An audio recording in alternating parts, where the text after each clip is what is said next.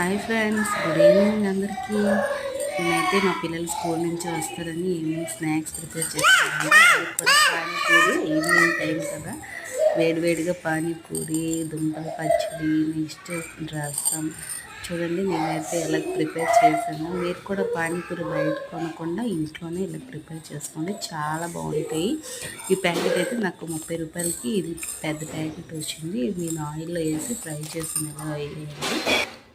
మనకైతే ఇంట్లో చేసుకుంటేనే చాలా బాగుంటుంది. అది పిల్లలకి పెడితే చాలా బాగుంటుంది.